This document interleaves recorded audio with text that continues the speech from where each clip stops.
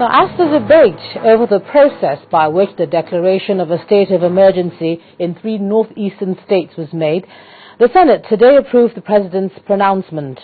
This announcement was made by the Senate President David Mark as he read President Jonathan's letter informing the upper house of the development.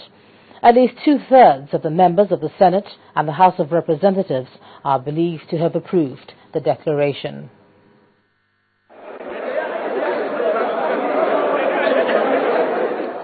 Rarely do we see this number of senators at plenary.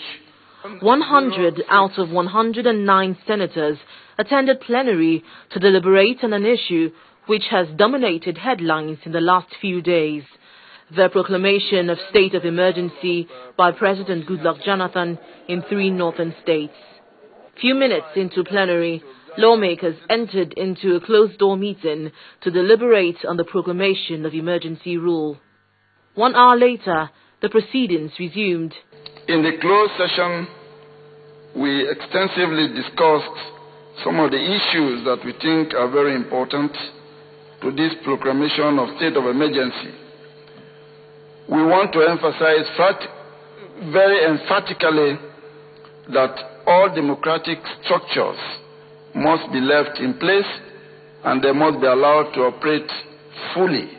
Senator Mark also emphasized that the window for amnesty should still be left open for repentant members of the Boko Haram sect.